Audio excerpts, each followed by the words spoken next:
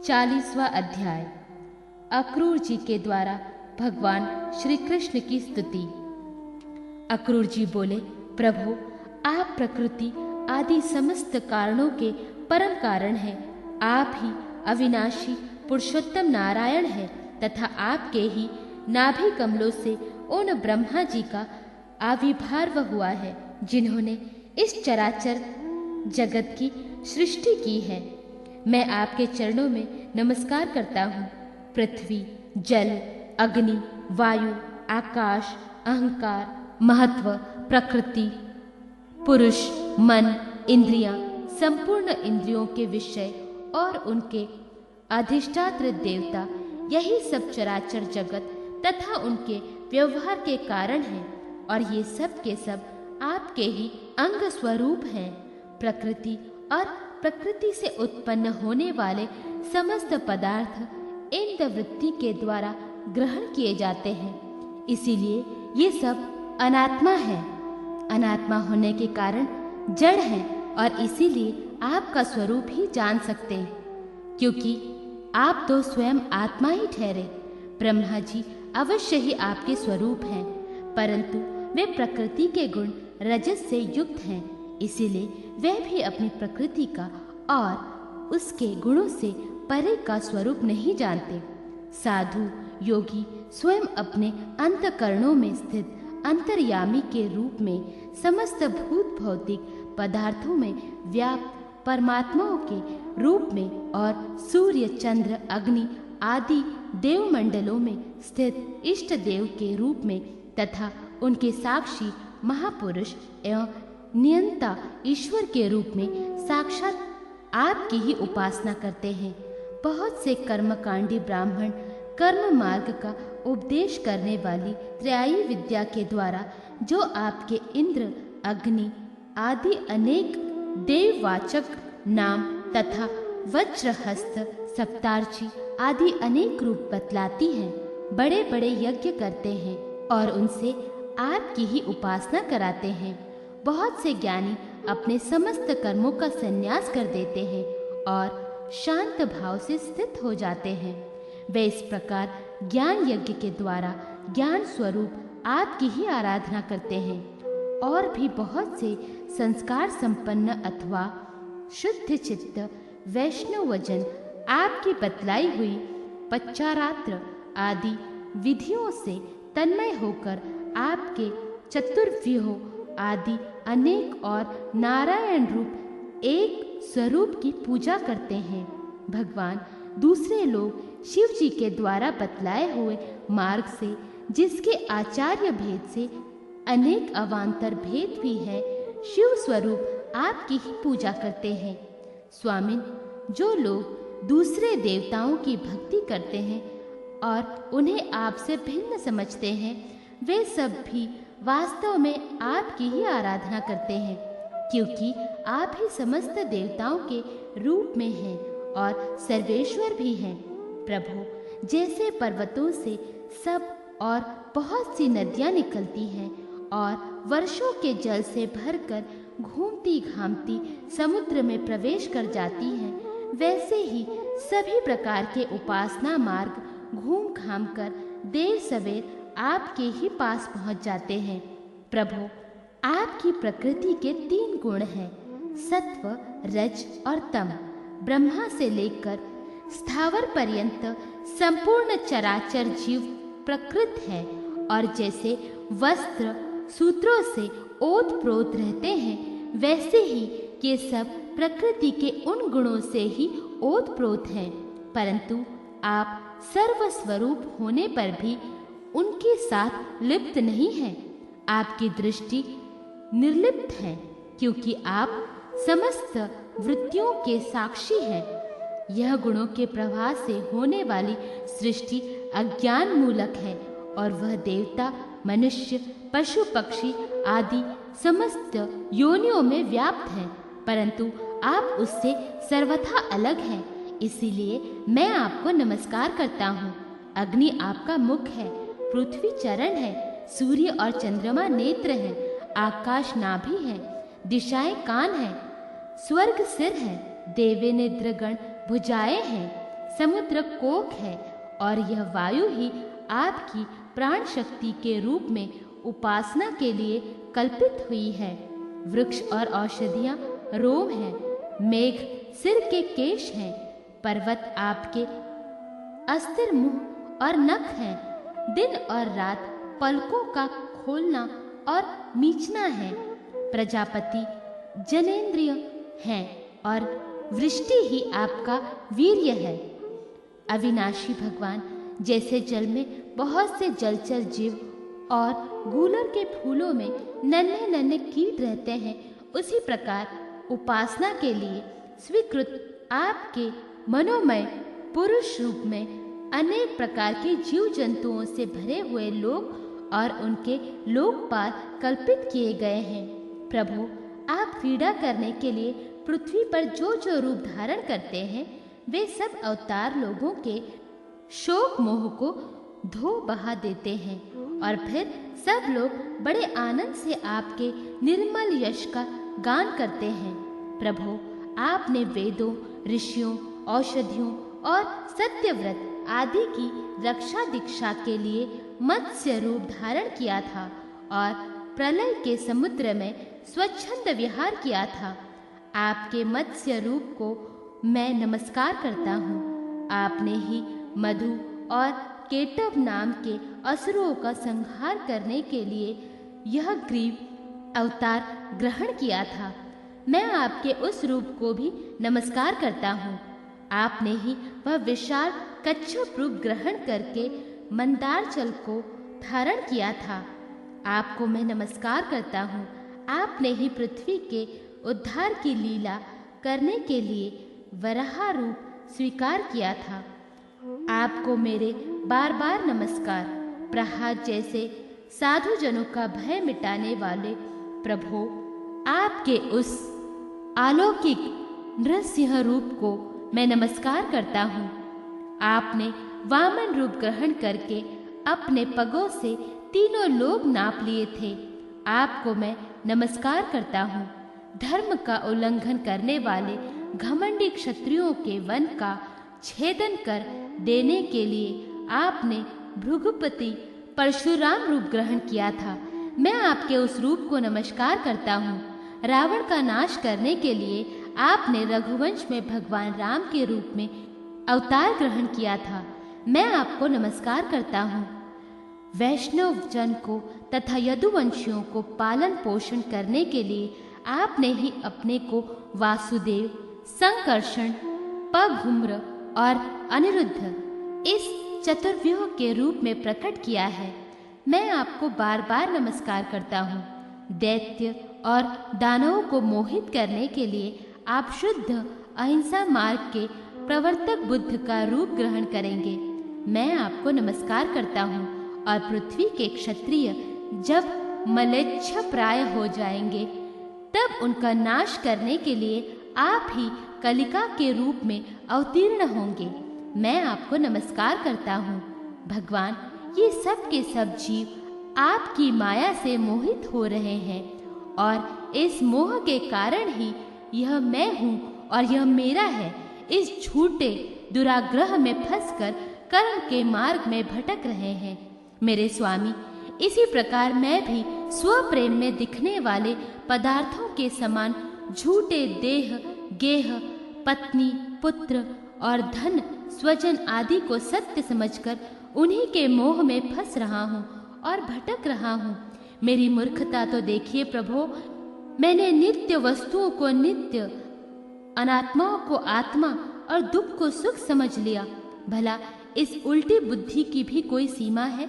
इस प्रकार आज्ञावश संसारिक दुख सुख आदि द्वंद्वों में ही रम गया और यह बात बिल्कुल भूल गया कि आप ही हमारे सच्चे प्यारे हैं।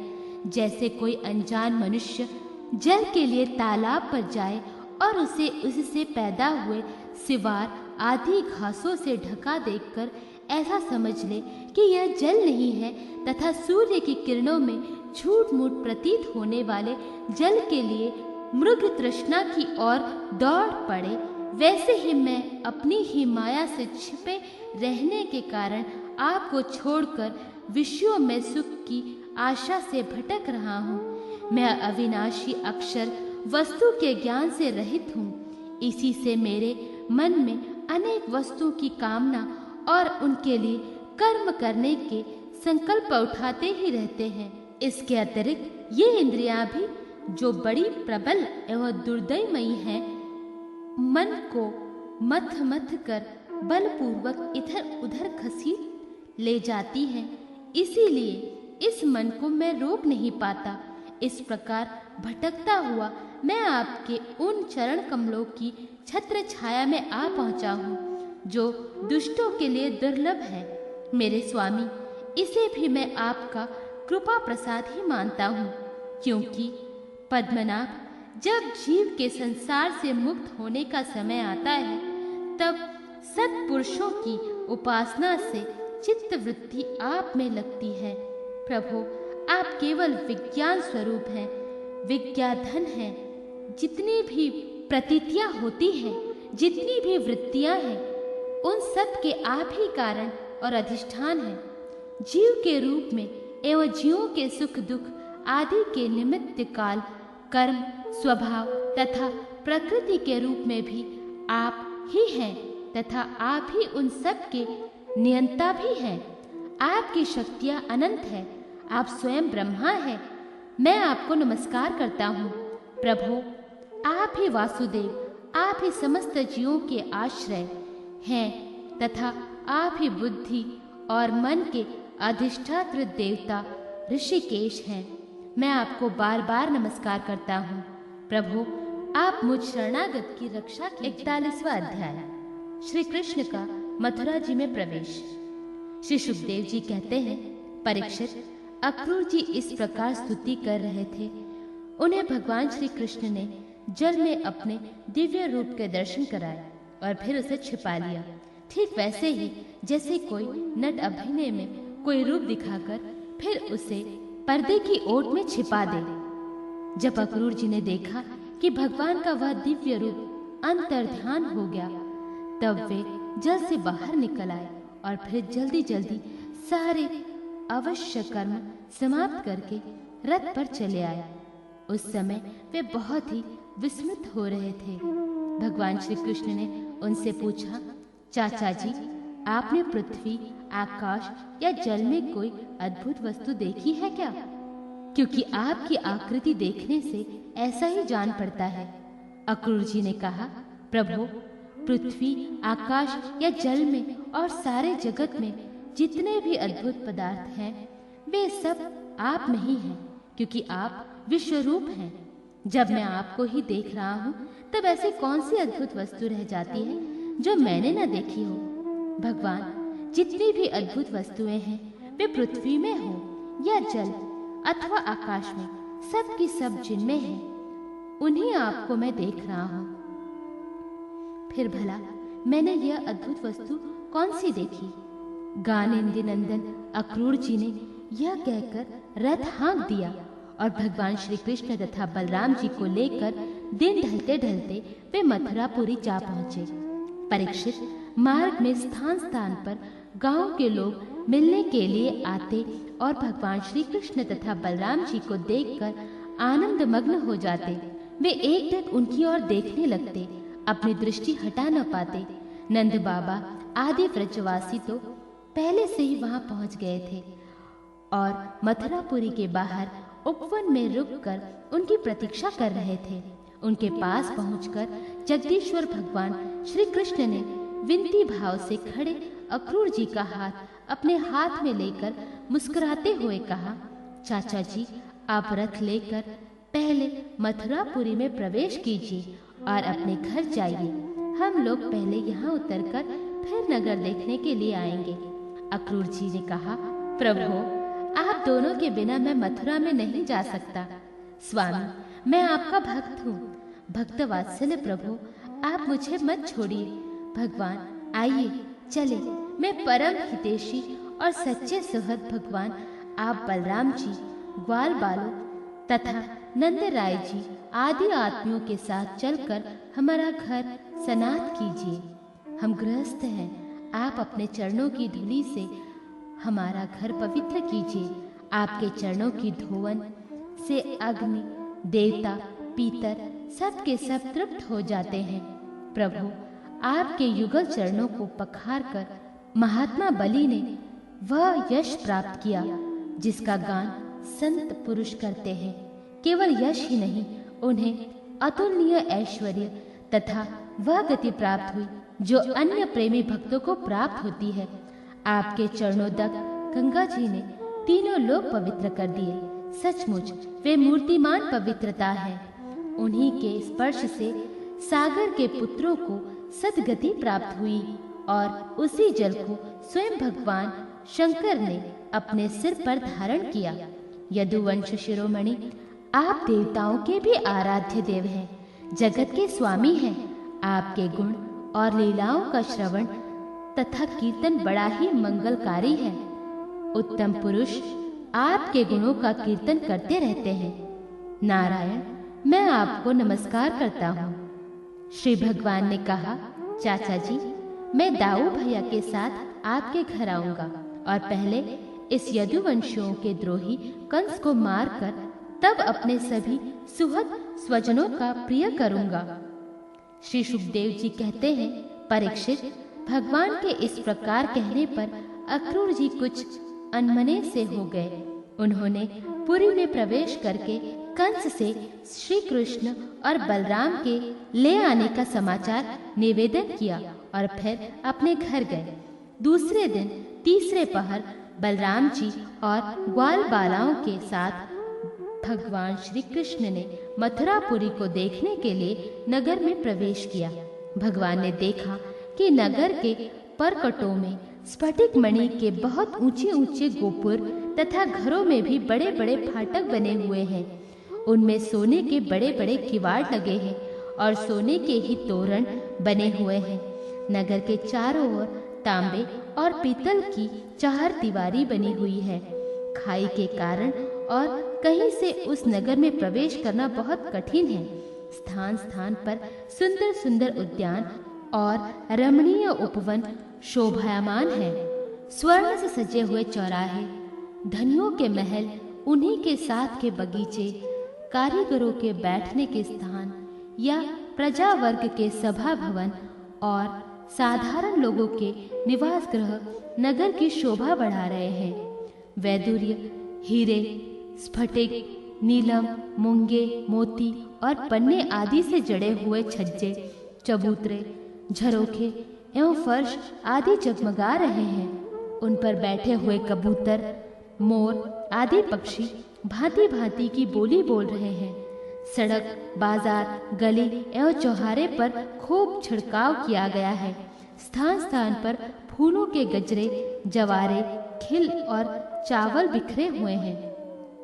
घरों के दरवाजों पर दही और चंदन आदि से चर्चित जल से भरे हुए कलश रखे हैं और वे फूल, दीपक, नई नई कोपले, फल सहित केले और सुपारी के वृक्ष, छोटी छोटी झोपड़ियों और रेशमी वस्त्रों से भली भांति सजाए हुए हैं। परीक्षित, वसुदेव नंदन भगवान श्री कृष्ण और बलराम जी ने ग्वाल बालों के साथ राजपथ से मथुरा नगरी में प्रवेश किया। उस समय नगर की नारियां बड़ी उत्सुकता से उन्हें देखने के लिए झटपट अटारियों पर चढ़ गई। किसी किसी ने जल्दी के कारण अपने वस्त्र और गहने उल्टे पहन लिए। किसी ने भूल से कुंडल, कंगन आदि जोड़े से पहनने जाने वाले आभूषणों में से एक ही पहना और चल पड़ी। कोई एक ही कान में पत्र नामक आभूषण धारण कर पाई थी, तो किसी ने एक ही पांव में पायजेब पहन रखा था, तो कोई एक ही आंख में अंजन आंच पाई थी और दूसरी में बिना आंजे ही चल पड़ी। कई रमणियां तो भोजन कर रही थी, वे हाथ का कौर फेंक कर चल पड़ी। सबका मन उत्साह और आनंद से भर रहा था। कोई कोई उपटन लगवा रही थी, वे बिना स्नान किए ही दौड़ पड़ी। जो सो रही थी वे कोलाहल सुनकर उठ खड़ी हुई और उसी अवस्था में दौड़ चली। जो माताएं बच्चों को दूध पिला रही थी वे उन्हें गोद से हटाकर भगवान श्री कृष्ण को देखने के लिए चल पड़ी। कमल नयन भगवान श्री कृष्ण मतवाले गजराज के समान बड़ी मस्ती से चल रहे थे। उन्होंने लक्ष्मी को भी आनंदित करने वाले अपने श्याम सुंदर विग्रह से नगर नारियों के नेत्रों को बड़ा आनंद दिया और अपनी विलासपूर्ण प्रगल्भ हंसी तथा प्रेम भरी चितवन से उनके मन चुरा लिए। मथुरा की स्त्रियां बहुत दिनों से भगवान श्री कृष्ण की अद्भुत लीलाएं सुनती आ रही थी। उनके चित्त चिरकाल से श्री कृष्ण के लिए चंचल व्याकुल हो रहे थे। आज उन्होंने उन्हें देखा। भगवान श्री कृष्ण ने भी अपनी प्रेम भरी चितवन और मंद मुस्कान की सुधा से सींचकर उसका सम्मान किया। परीक्षित, उन स्त्रियों ने नेत्रों के द्वारा भगवान को अपने हृदय में ले जाकर उनके आनंदमय स्वरूप का आलिंगन किया। उनका शरीर पुलकित हो गया और बहुत दिनों की विरह व्याधि शांत हो गई। मथुरा की नारियां अपने अपने महलों की अटारियों पर चढ़कर बलराम और श्री कृष्ण पर पुष्पों की वर्षा करने लगी। उस समय उन स्त्रियों के मुख कमल प्रेम के आवेग से खिल रहे थे।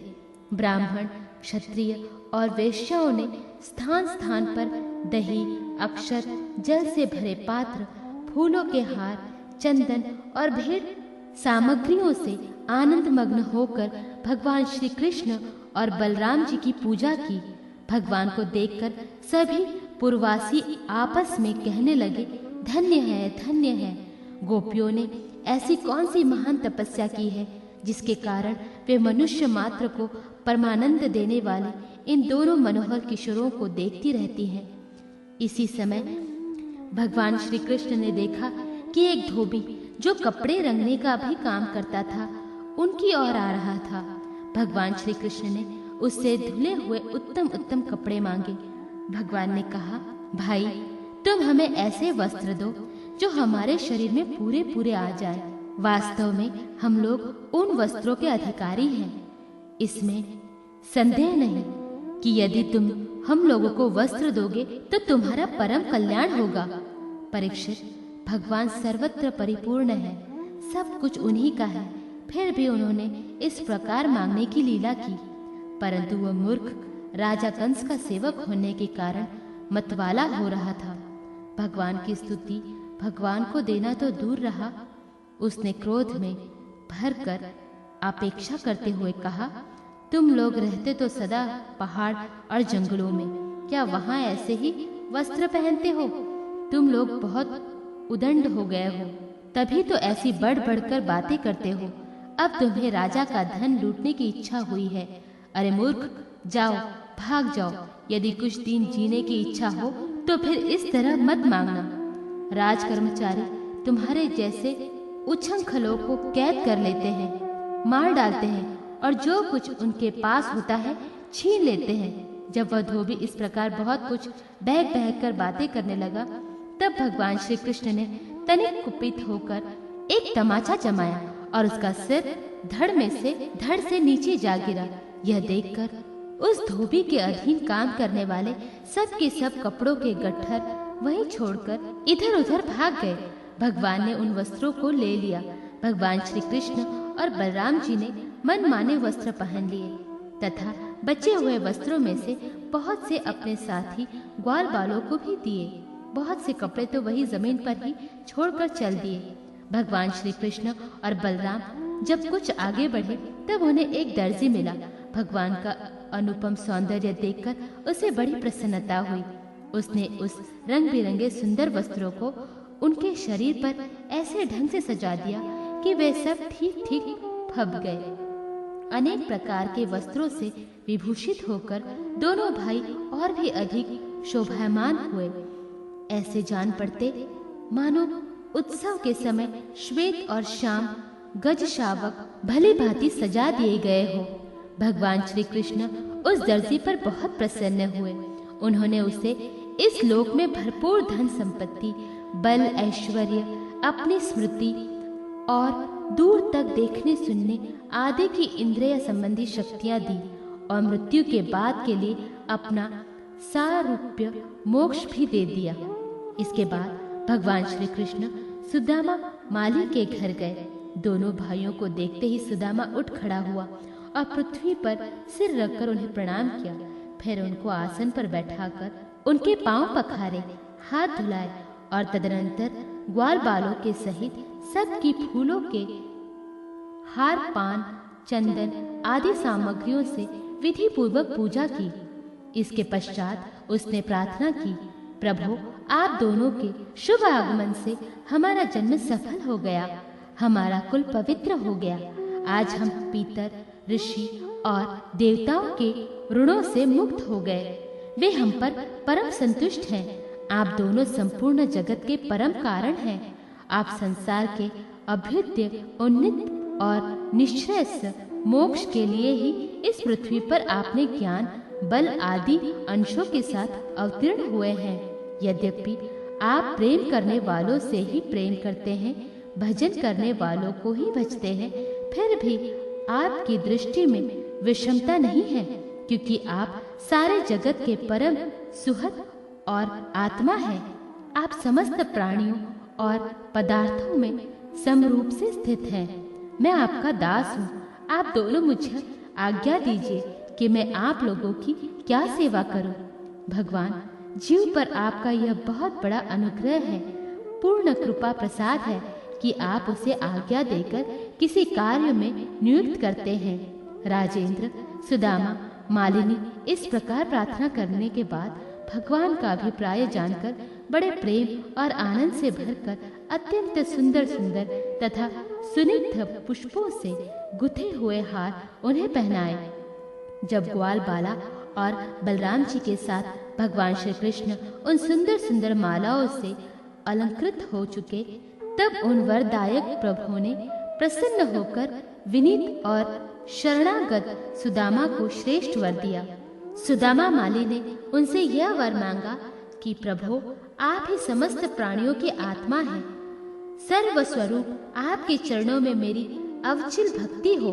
आपके भक्तों से मेरा सौहार्द, मैत्री का संबंध हो और समस्त प्राणियों के प्रति अहेतुक दया का भाव बना रहे। भगवान श्री कृष्ण ने सुदामा को उसके मांगे हुए वर तो दे ही दिए, ऐसी लक्ष्मी भी दी जो वंश परंपरा के साथ साथ बढ़ती जाए और साथ ही बल, आयु, कीर्ति तथा कांति का भी वरदान दिया। इसके बाद भगवान श्री कृष्ण बलराम जी के साथ वहां से विदा हुए। श्री सुखदेव जी कहते हैं, परीक्षित, इसके बाद भगवान श्री कृष्ण जब अपनी मंडली के साथ राजमार्ग से आगे बढ़े, तब उन्होंने एक युवती स्त्री को देखा। उसका मुंह तो बहुत सुंदर था, परंतु वह शरीर से कुबड़ी थी। इसी से उसका नाम पड़ गया था कुब्जा। वह अपने हाथों में चंदन का पात्र लिए हुए जा रही थी। भगवान श्री कृष्ण प्रेम रस का दान करने वाले हैं।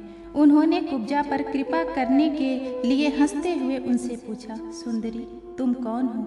यह चंदन किसके लिए ले जा रही हो? कल्याणी, हमें सब बात सच सच बतला दो। यह उत्तम चंदन, यह अंगराज हमें भी दो।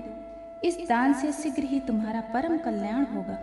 उपटन आदि लगाने वाली सैरंधी कुब्जा ने कहा, परम सुंदर, मैं कंस की प्रिय दासी हूँ।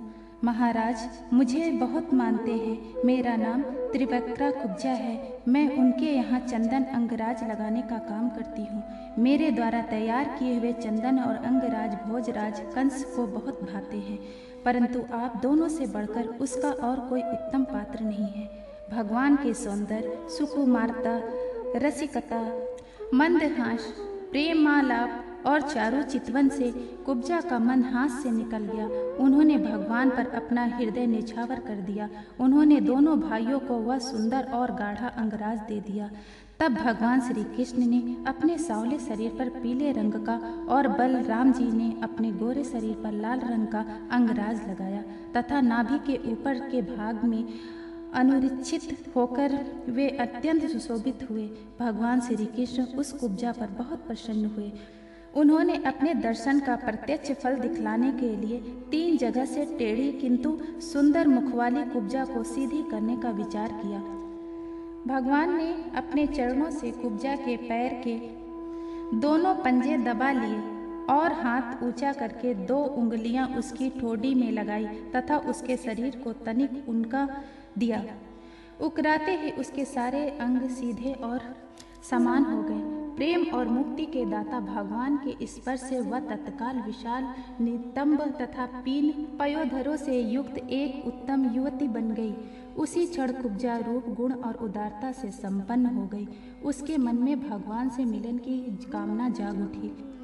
उसने उसके दुपट्टे का एक छोर पकड़कर मुस्कुराते हुए कहा, वीर शिरोमणि, आइए घर चले।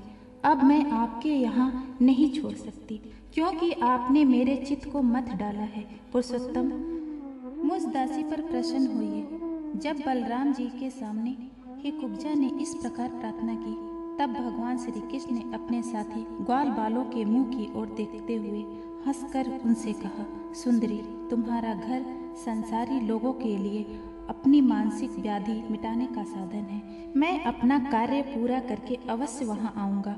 हमारे जैसे बेघर के बटोहियों को तुम्हारे ही तो आसरा है।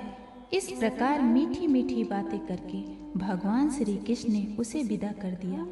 जब वे व्यापारियों के व्यापार में पहुंचे, तब उन व्यापारियों ने उनका तथा बलराम जी का पान फूलों के हार, चंदन और तरह तरह की भेंट उपहारों से पूजन किया।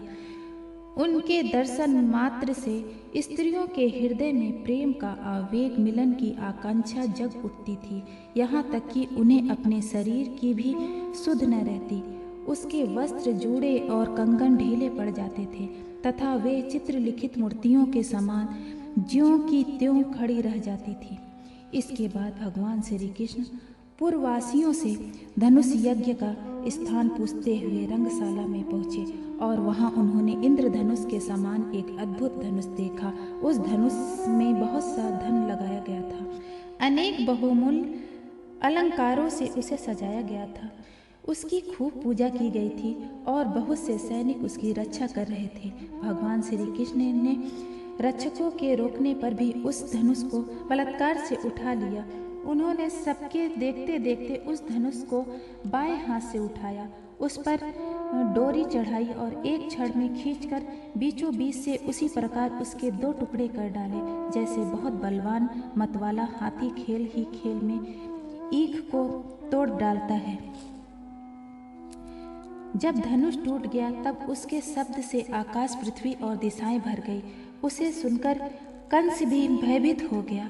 जब धनुष के रक्षक आतताई असुर अपने सहायकों के साथ बहुत ही बिगड़े, वे भगवान श्री कृष्ण को घेर कर खड़े हो गए और उन्हें पकड़ लेने की इच्छा से चिल्लाने लगे, पकड़ लो, बांध लो, जाने न पावे।